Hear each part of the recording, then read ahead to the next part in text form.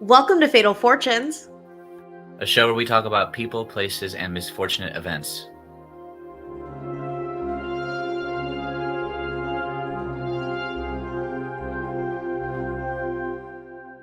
Today, Nathan and I are bringing you another hometown story. This is about the Cocoanut Grove fire of 1942. I don't usually put trigger warnings or advisories at the beginning of episodes because it's called Fatal Fortunes. If you did not want to listen to something about fortuitously fatal fortune, There's gonna I don't know why you came. Yeah. So if you're having a bad day, don't listen to Fatal Fortunes on Tuesday when it comes out. If you're having a bad Tuesday, wait till Wednesday. A lot of people are going to die in this episode. And if listening to people burn to death in a fiery nightclub isn't your thing, feel free to skip this episode and listen to another, much happier one, if there is such a thing. Yeah, we've got so many happy episodes of people dying. Hell yeah. Yeah. But you know how I like to start an episode, and it's by setting the scene, setting the stage. And this fire took place, like I said, in 1942. And whenever we do a mid-40s episode, it's always battle, war. And I try and be less that, because if I just listed a bunch of battles, that wouldn't be entirely fun. I'm not sure if we've done the year 1942, but of course, there's stuff going on, and I'm going to reiterate it for you. The declaration by the United Nations is signed by China, the United Kingdom, United States, Soviet Union, and 22 other nations, in which they agree to not make a separate peace with the Axis powers. The Dutch East Indies campaign is going on. Japan declares war on the Netherlands and the Dutch East Indies, and they begin to invade Borneo and the, Celebes? American film actress Carol Lombard and her mother are among the 22 people killed on TWA Flight 3 when the Douglas DC-3 plane they are flying in crashes into the Potosi Mountain near Las Vegas as she's returning from a tour to promote the sale of war bonds. I feel like this is like another nail in the coffin for TWA. It's got to be not long for them. That's not good. As you can see, this is a young episode because it's only the 14th Academy Awards, and they're being held, of course, in Los Angeles. How Green Was My Valley won Best Picture. All right.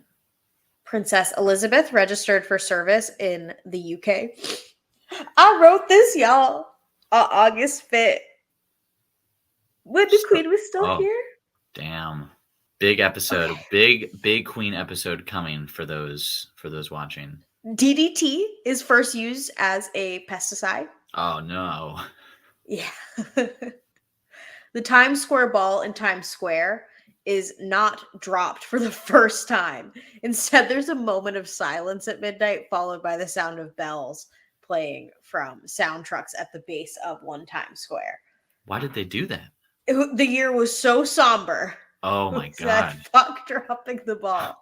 The births going on this year are Muhammad Ali, Christine Keeler of Profumo Affair fame, Brian Jones of the Rolling Stones, John Wayne Gacy, Aretha Franklin, Paul McCartney, and Jose Eduardo dos Santos, figure from different Fatal Fortunes episode on Syndica, patron of the arts, if you want to check that out. I think he died recently. Well, the deaths we have this year are L.M. Montgomery, Louis Borno, the 28th president of Haiti.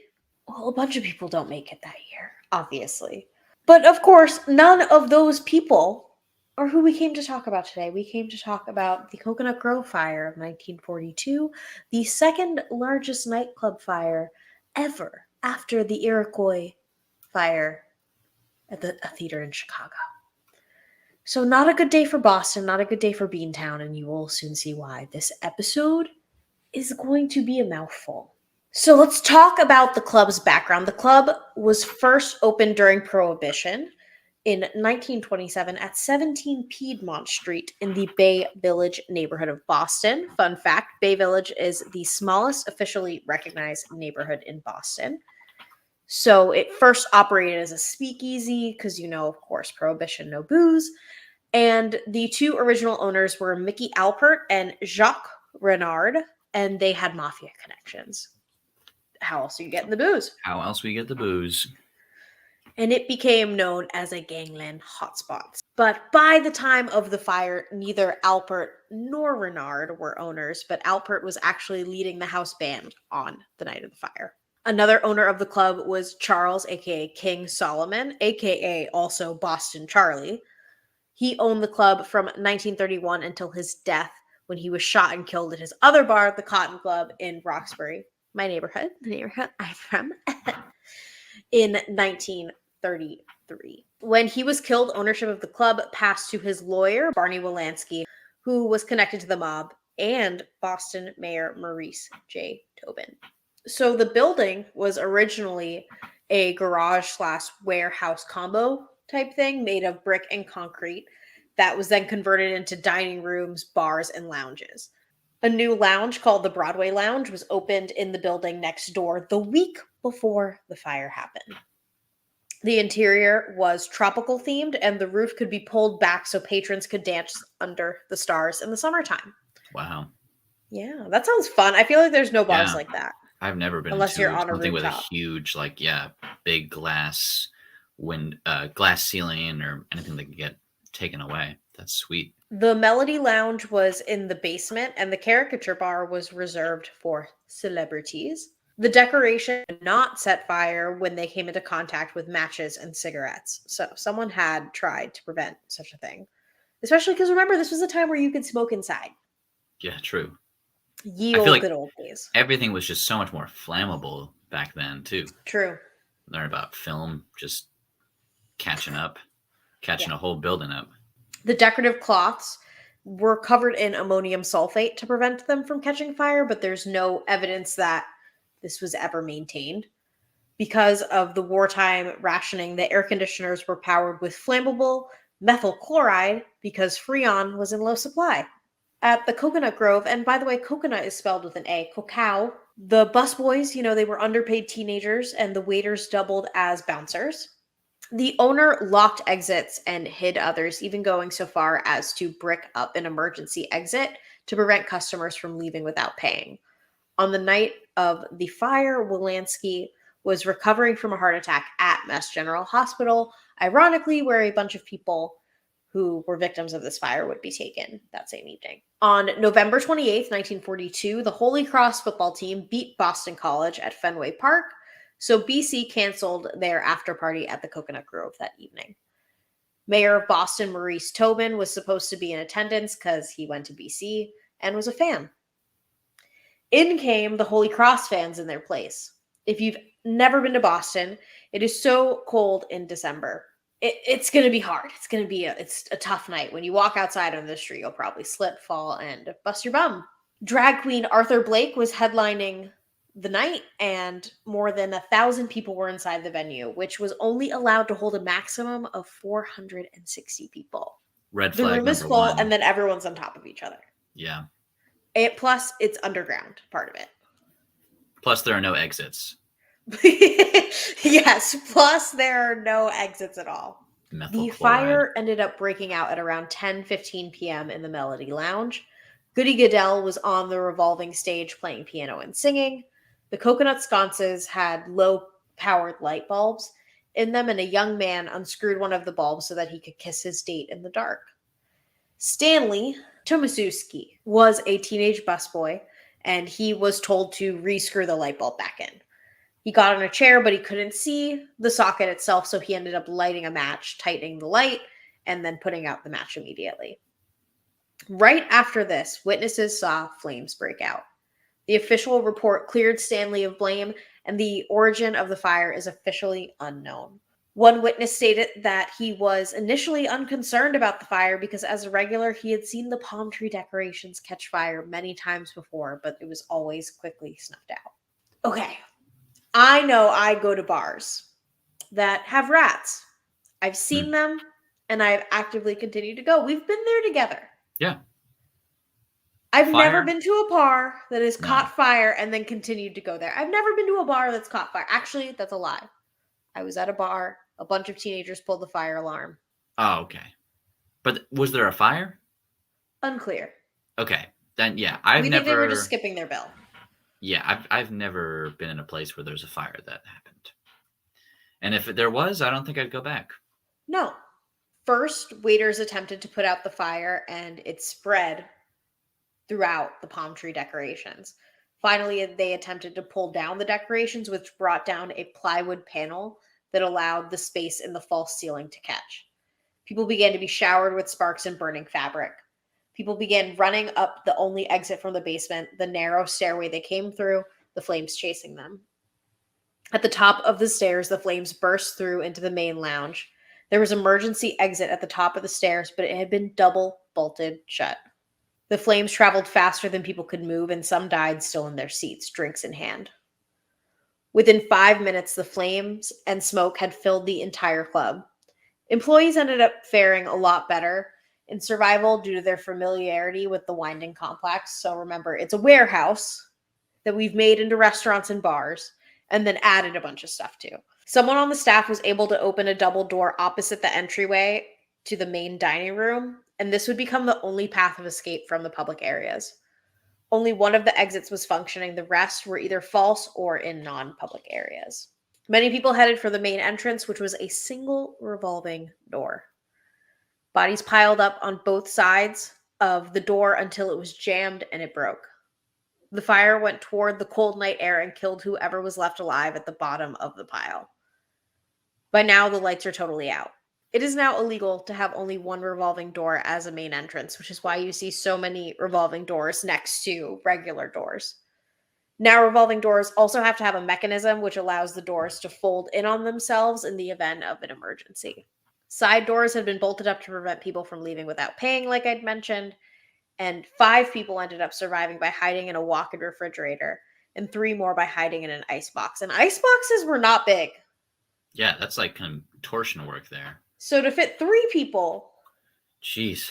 in the one ice box. Other escape doors actually opened inward and could not be opened against the crush of people trying to escape. Fire officials said that more than 300 people would have lived if the doors had swung outward. By now, the rest of downtown Boston had taken notice of the flames. As time passed, the temperature plummeted. Water on the street froze outside, and hoses began clinging to the ground. Newspaper trucks fly in when ambulances end up running out.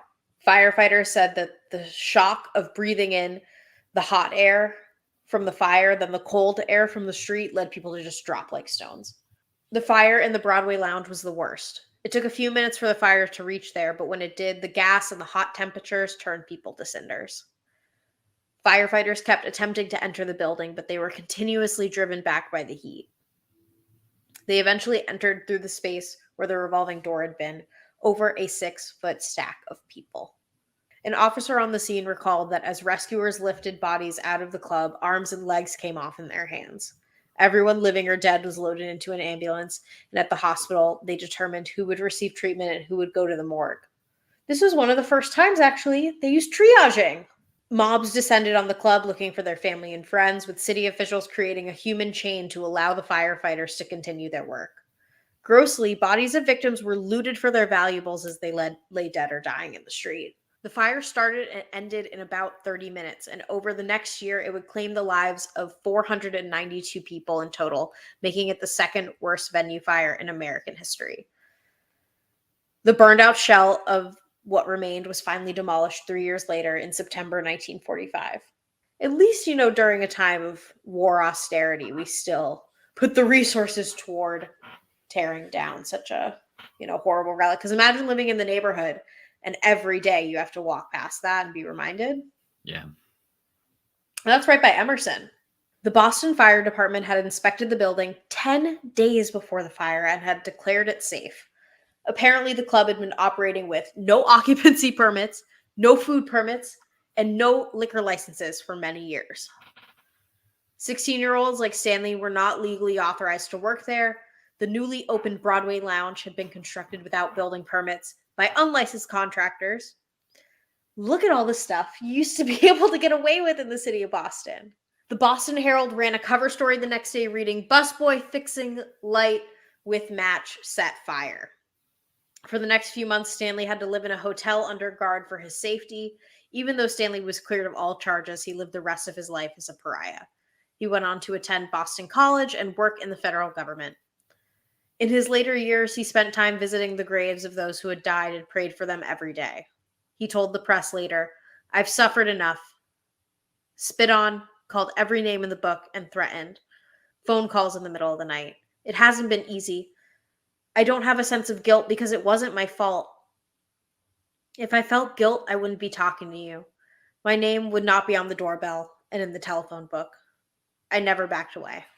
The report reveals how many corners Barney Wolanski had cut in the name of greed. On New Year's Eve, 1942, a Suffolk County grand jury handed down 10 indictments ranging from neglect of duty to manslaughter. It was at this point that they cleared Stanley of blame. Wolanski was found guilty on 19 counts of manslaughter and sentenced to between 12 and 15 years in prison.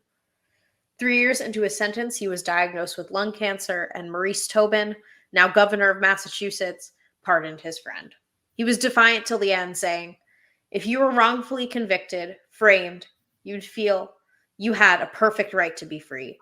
I only wish I had been there at the fire and died with those others." Wolanski died 9 weeks later after he was released from prison. The year after the fire, Mass and other states enacted laws which banned flammable decorations, inward swinging doors, and required that exit signs be visible at all times.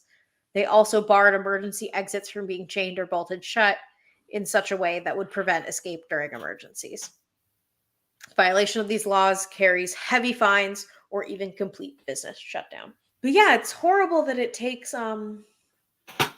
like terrible things happening for Any regulations. change. Yeah. You look at street corners that didn't used to have stop signs. You look at and you have to think to yourself, yeah, something awful must have happened here that now we're needing to be safe. Now we have to have these things in place. This also really makes me think of the Shirtwaist Fire in New York. Mm-hmm. That's and another how one we after could that do. it really changed labor regulations and working conditions. But you have to see a bunch of people die in the street for that. It's really sad.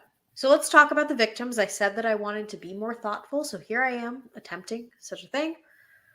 Among the dead were actor Buck Jones, found under his table at the caricature bar. He ended up dying of his injuries 2 days later. He had been there with his agent Scott R. Dunlap, who survived the fire. He slowed down his career immensely afterward. A 15-year-old girl, Eleanor Chimpa, died that evening after sitting next to Buck Jones. Her older brother, who was on leave from the war, had taken her that night, and she ended up being the youngest casualty in the fire. Musical director Bernie Faziolo also died in the fire, but several members of his band were able to escape through a door in the service area. Alpert, the guy who we said was one of the original founders of the club, was able to escape out a basement window and helped others get to safety in that same way. The bassist that night was Jack Lesber, and he survived and went on to play with Louis Armstrong, Sarah Vaughan, and Leonard Bernstein. His survival was memorialized in Charles Mingus's autobiography, although the section didn't end up being published. Chuck D went on to read the passage in the Mingus tribute album Weird Nightmare. Clifford Johnson went back inside 4 times to look for his date, not knowing that she had escaped safely. This led to third-degree burns over 55% of his body, making him the most severely burned person to end up surviving. Over the next 21 months, he had hundreds of surgeries. Upon release, he ended up marrying his nurse and returned to Missouri. And in the cruelest twist of fate, in 1956, he burned to death in a car accident. Oh my God. Newlywed couple John and Claudia O'Neill, who had married earlier that night, died in the fire. They were found in the dining room next to their best man and maid of honor. I'm surprised that all of Bay Village isn't haunted. Yeah, that's a lot of death.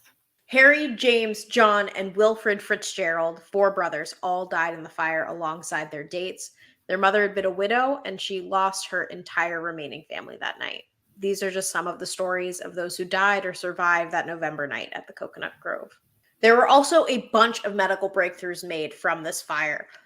12 hospitals in the Boston area received victims, with MGH and Boston City Hospital taking on the lion's share of patients. Estimates say that Boston City Hospital received one patient every 11 seconds, the greatest influx of civilian patients to any civilian hospital ever. Because of emergency preparations made across the East Coast for World War II, the hospitals were well prepared in case of such an attack. There was no standard triage system for mass casualty events yet, so many people died on their way or at the hospital. By the next morning, only 132 patients out of the 300 people who had been transferred to Boston City Hospital were still alive, and only 39 were alive at MGH. All in all, only 130 patients who made it to the hospital ended up surviving. So we said that there were over 1,000 people there that night. I guess, 3 people were able to get out, or 300 people were able to get out unmaimed or something. Mm-hmm. That's pretty good. I don't know about that ratio. The ratio is really bad, but use of MGH's blood bank, which they had established in April of that same year, more blood was used for the Coconut Grove fire than for Pearl Harbor. The last survivor was discharged in April 1943. None of the hospitals who received patients charged anyone, and the Red Cross ended up providing financial support as well. Doctors Charles Lund and Newton Browder from Boston City Hospital used this experience to write Estimation of the Areas of Burns, which is the most widely cited paper in modern burn care. Surgeon Oliver Cope and subsequently Dr. Bradford Cannon started treating burn victims with Vaseline-covered gauze and boric acid, which led to the phasing out of the tanning process, which you can look up. It's really gross. None of the initial 39 survivors at MGH died of their burns. There are a lot of other medical breakthroughs that we could go into, but they just go straight over my head. I don't think that this incident is memorialized in the way that it should be. I think that there should be a bigger memorial to it. Yeah. Although nothing remains of the original club and the streets have been totally redesigned, there is still a plaque that the victims embedded in the sidewalk, which was placed there in 1993. Jacques Cabaret is also in Bay Village. Oldest drag bar in the fucking country. Okay? Hell yeah. Center of queer culture. But not a place that you want to be necessarily if you're queer, Boston. So Jacques Cabaret, like I was saying, is also in Bay Village, and although it is a few blocks from the site of the Coconut Grove, it is said to be haunted by the victims. A film distribution garage was used as a temporary morgue on the night of the fire, with bodies laid out in rows, and Jacques Cabaret lives in that very garage today. I didn't put this in our script, but one of the bartenders there said that he turned off the lights, and when he turned off the lights, he saw the rows and rows of bodies, and then when he flicked them back on, they were all gone. Ugh, God, stop giving me chills, Al. Stop it. I know, I'm like, oh my God, I live alone. Creepy. I live alone, and now I'm scared. Yeah. Fun fact, in the city of Boston, you are not allowed to name anything Coconut Grove in perpetuity. Understandable. No boutique, no Nope. restaurant, Nope. no bar, no club, no street. library, No. no street, no kids. Nope. Not a thing. And also, there were a bunch of other underground establishments and venues in Boston that all had to close in the wake of this, which leads me to the Steinway Piano Theater. Mm-hmm. There was a huge opera house right under Steinway Piano, right next to Piano Row, my former beloved home, on Boylston Street. And apparently they've let the 2 entryways to it disintegrate so badly that you just can't get there. And I wonder if it's ever just going to collapse in on itself and we're going to lose all of Boylston Street. Yeah. Because it's hollow. Thank you, everyone, so much for listening to another episode of Fatal Fortunes. This one was a downer. Oh, yeah. Oh, yeah. And it doesn't get better. More of this to come every Tuesday. But remember, on Tuesdays, we talk ghosts. See you next time. Bye.